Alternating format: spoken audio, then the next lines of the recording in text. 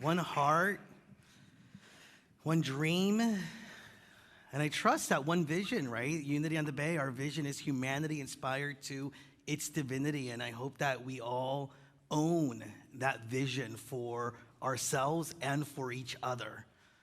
Aren't you lucky when I said that you were going to see a lot of me, it wasn't singing? So before we continue with the service, I have these cards here in front of me, and I wish I could tell you that you should collect them all because they are all very, very cool. And the idea is that you not collect them, but that you, if you're here at home, in person, that you pick one up on your way out. If you're watching from home, that you check out our Give Miami Day page, because these cards really are an invitation for you to support Unity on the Bay on Give Miami Day. And for those of you who aren't familiar, Give Miami Day is coming up on Thursday, November 17th.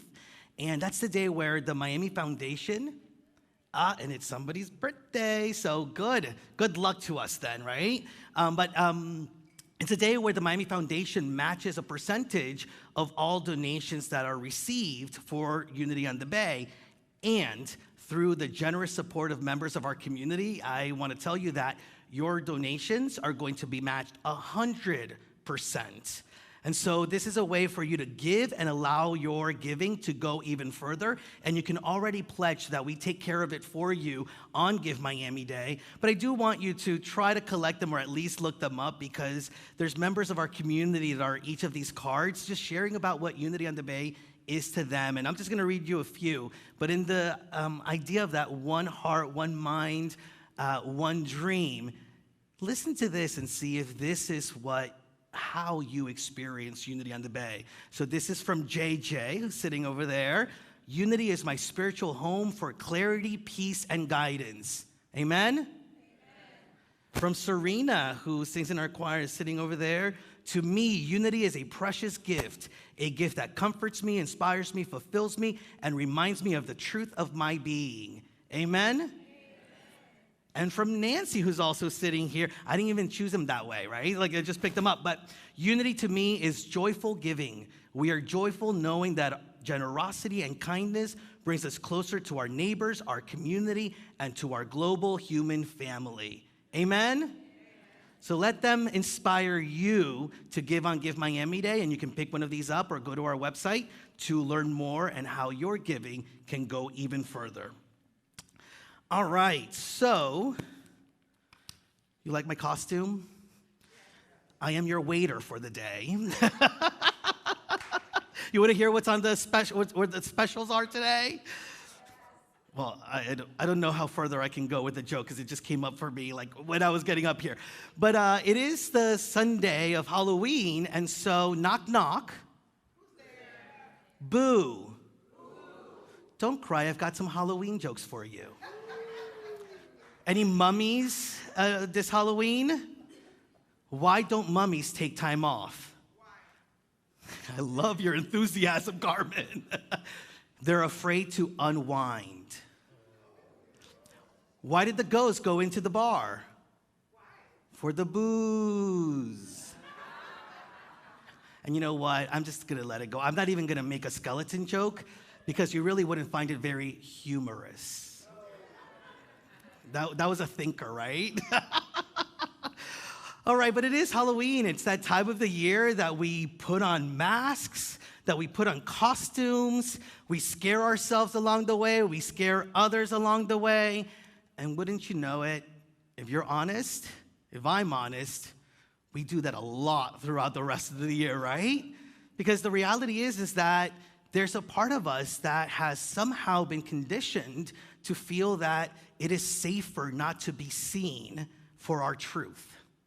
And it is not only safer, but we feel more comfortable sometimes not acknowledging our own truth, not seeing ourselves in that light. And so we end up putting all these masks and costumes and forget that we are not only the ones that put them on, so we're the ones in power to let them go, but that they no longer have to be how we show up in the world. And so many times we've gotten so used to wearing the mask and the costumes that all of a sudden we forget that they are not the truth of our being.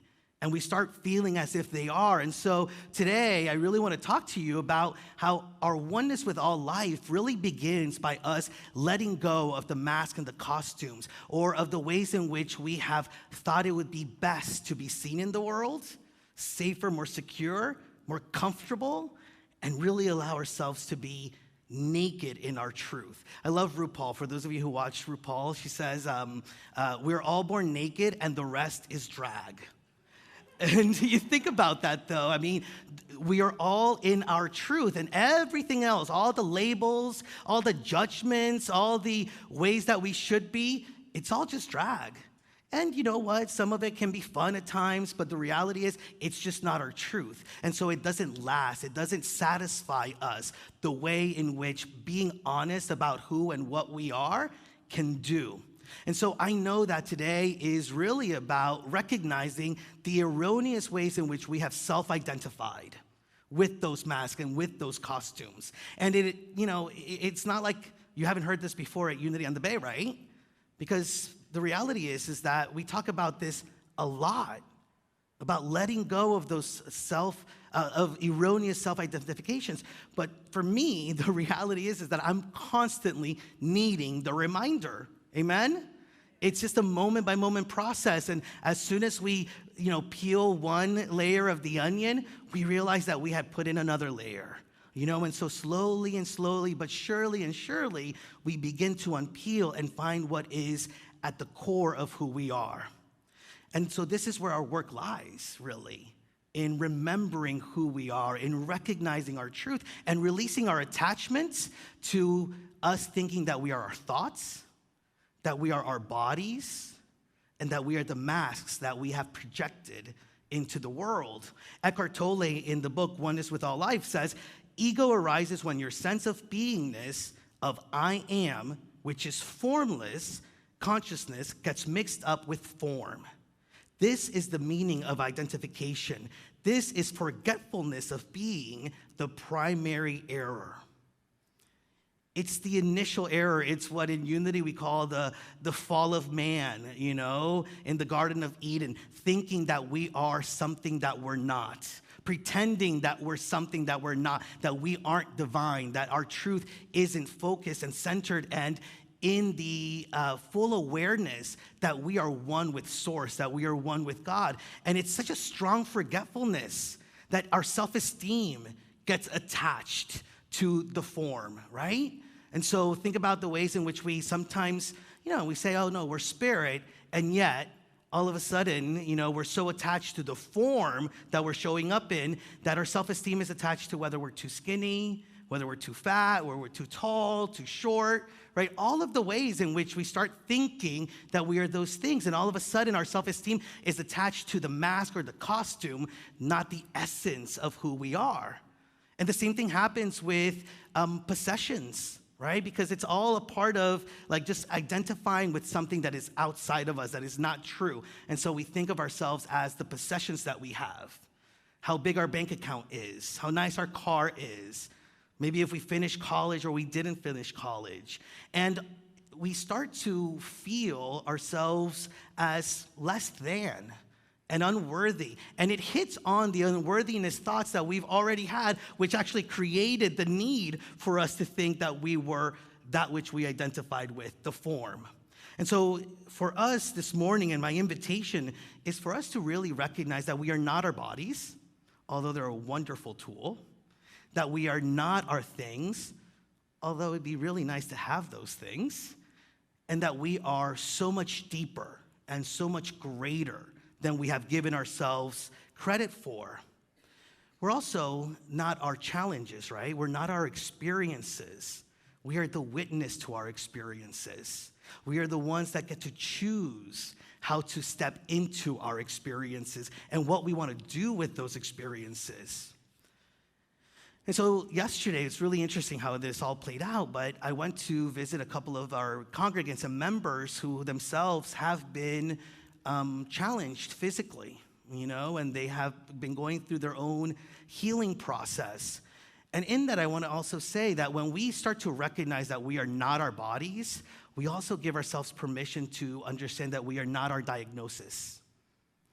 and think about the diagnosis. We talk about the diagnosis of a health challenge, but think about the other diagnosis that you've taken on, right? Like, I'll never have that. I'm not smart enough for that job. I'm not good enough for that which I want to experience in my life. These are all diagnoses that are coming at us, and sometimes we're the ones going on, MD on the website and figuring out those diagnoses for ourselves, right? And so it's an opportunity for us to really let go. And so I was visiting these two members who are going and experiencing some of these health challenges, and I kept being reminded that in our conversations that this ease and this comfort and those health challenges or any challenge that we are experiencing, that there's gotta be a gift in there for us. That there's something that is being called out for us in those experiences. And it's our opportunity to actually ask ourselves, what is the gift? So what is the gift of figuring out that we have been wearing a mask? What is the gift of figuring out that we have put on some costumes and self-identified in a way that isn't beneficial for the truth of who we are? And to be in that question, I mentioned to one of the people that I visited, one of my favorite song lines and lyrics is from a Jason Mraz song, and he says, if there is a silver lining, we still have to find it. And I believe that there is a silver lining, there is a gift in everything, but it is up to us to actually ask, what is the gift? To seek it out. And the moment that we ask those questions, the moment that we begin to see it more clearly. And so what is it that you're looking for? Are you looking for the experiences that will bring you a greater understanding of your truth? Or are you looking out into the world through the lenses of the mask? And I think about my son who's wearing a mask today, and it's really difficult to see through it, isn't it? When you put on a mask, it can be very hard to sometimes really see what is happening in the world, in reality. So what are we looking for? This is not just about the body, right? This is not about the pain or the disease that takes place from a health or physical perspective, but in all areas of our lives, our bank account, our relationships. How many of you are experiencing a little pain in some of the relationships that you have? How many of you experience a little pain when you look at your bank account? I remember the days when I would log into my bank account and it was excruciating pain that I felt. Not only for what I was seeing, but what I allowed that to mean for me.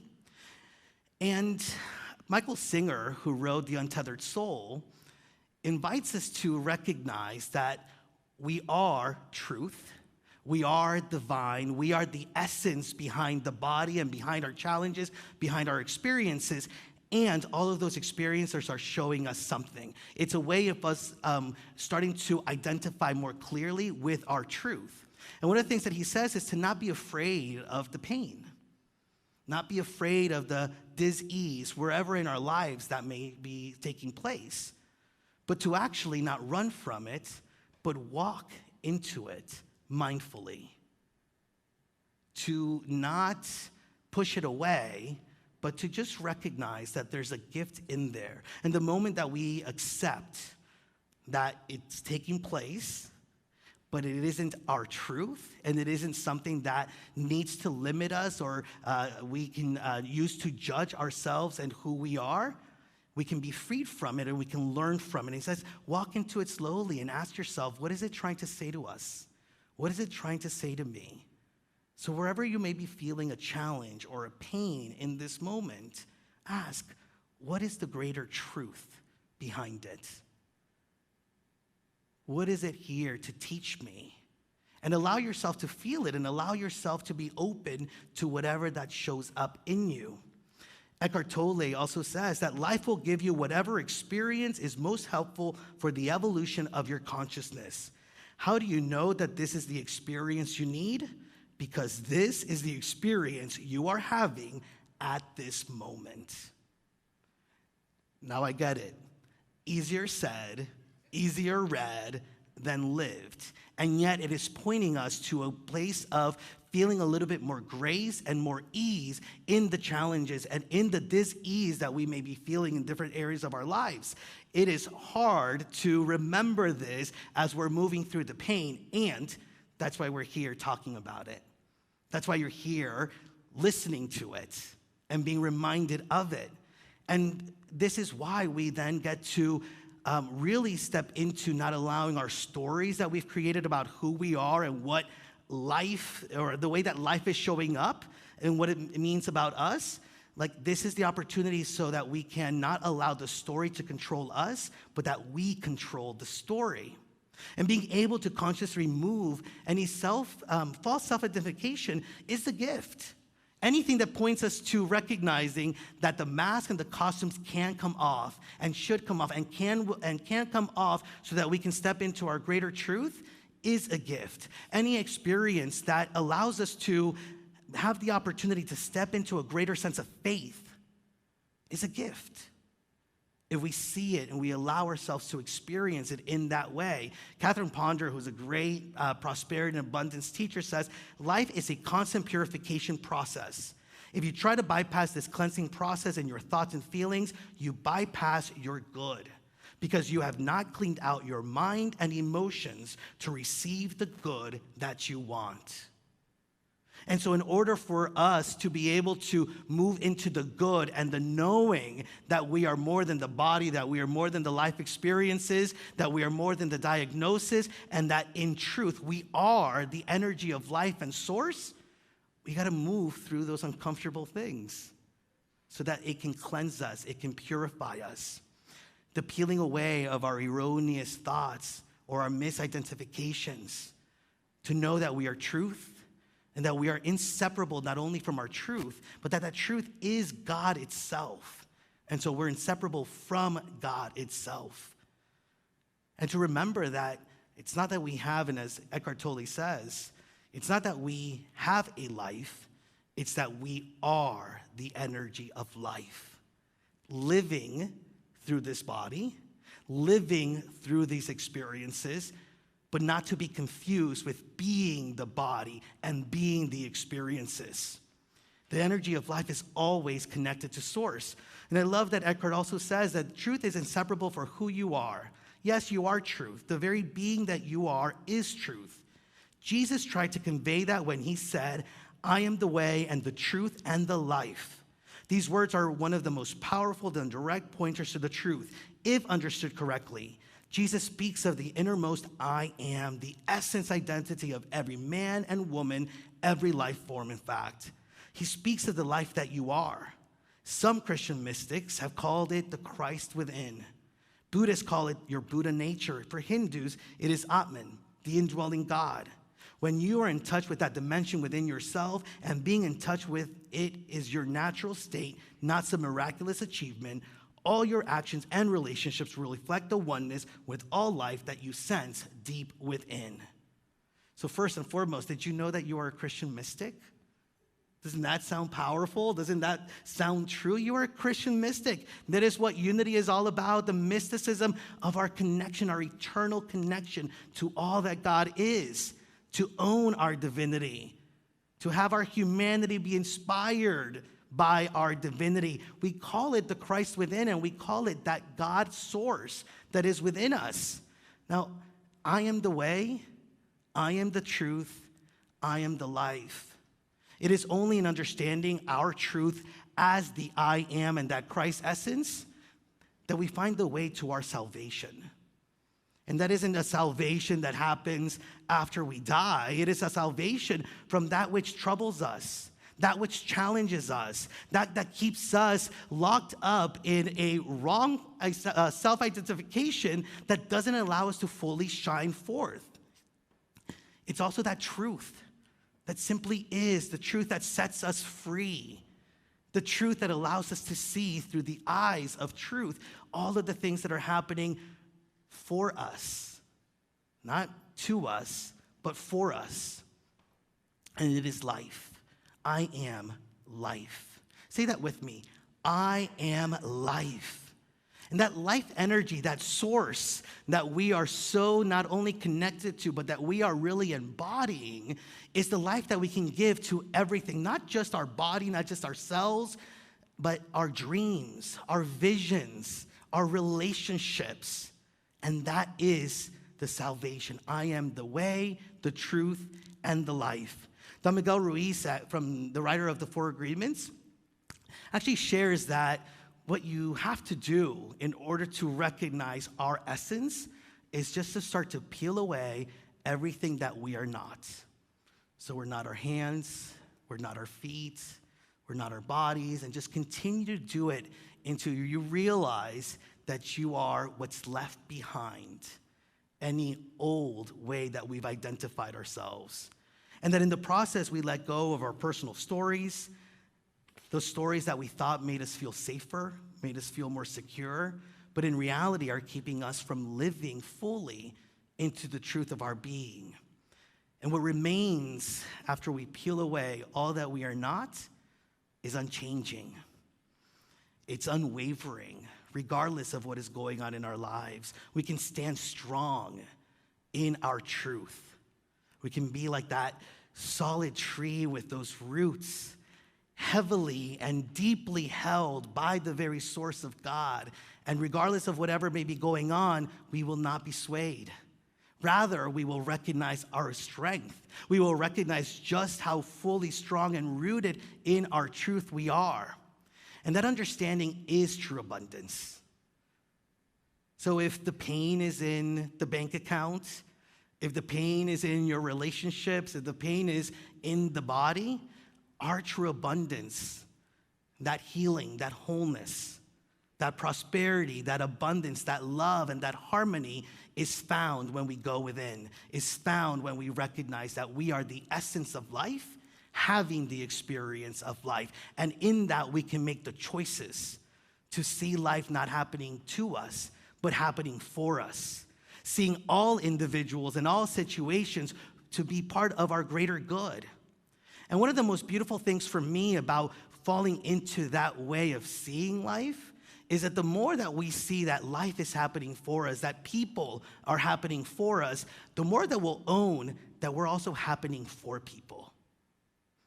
And we will be more conscious about the ways in which we want to show up for people.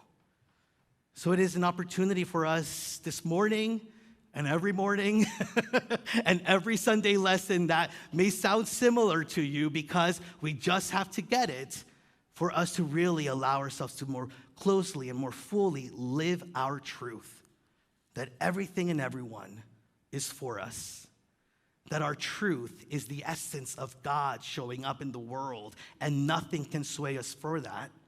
That we can remove any false sense of identification because we are so beautiful in our essence, and that as we move towards that, we can create not only heaven on earth, but that we can create out of a sense of knowing who we are, how we are, and whose we are, God's. I want to leave you with what Eckhart Tolle says about what is being birthed in this moment. And you know, I like to think that it's not just in the moment he wrote it or in the era that we are living in, but truly in this moment, like here, present, right now, in each of our hearts. He says, the foundation for a new earth is a new heaven, the awakened consciousness. The earth, external reality, is only its outer reflection.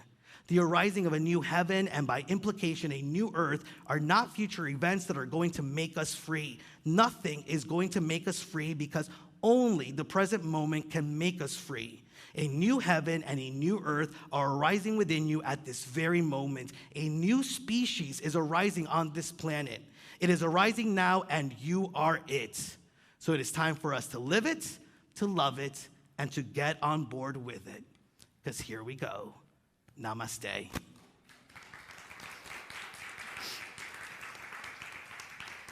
And yes, I'm still standing up here. I told you were going to get a lot of me. So this is an opportunity. Well, this is where I say, well, wasn't Reverend Juan's talk just amazing? Yeah, like, who heard what they needed to hear? All right, well, here at Unity on the Bay, we really believe in the power that we have to affect change in the world. And we do that through just being a part of the flow. And this morning, we're going to invite you to be in the flow of giving and receiving. This is your opportunity to support Unity on the Bay, to support the message, to support the principles, to support how we show up in the world around us. And so I'm going to invite you to take a moment to prepare your love offerings. If you need an envelope, Top Gun is over here who is going to, some of you may just raise your hand so Top Gun just shows up and comes to you anyways. But if you need an envelope, Nick will provide one for you. You can also follow the prompts that are on the screen so that you can text to give. And I'll just give you a few moments to prepare that love offering.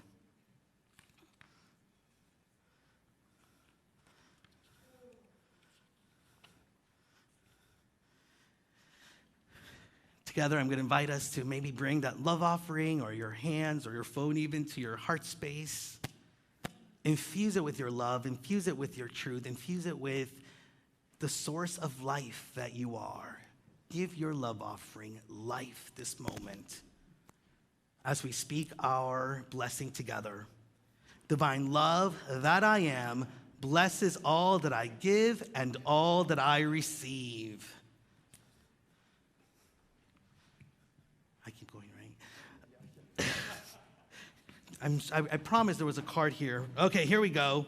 So this is our time. Actually, we're gonna have a parade of costumes and kids, and I was gonna say monsters, but it's beyond that. So we're gonna have a parade come down as we get ready to bless our children. Come on down, children. Show us the costumes that you're wearing.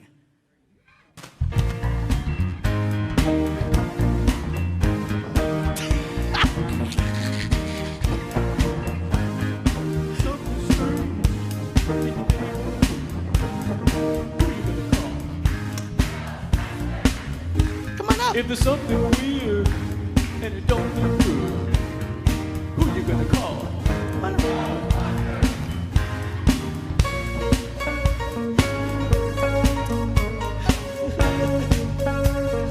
I ain't afraid of no ghosts. So where were you when I had my skeleton joke? It would have been so good.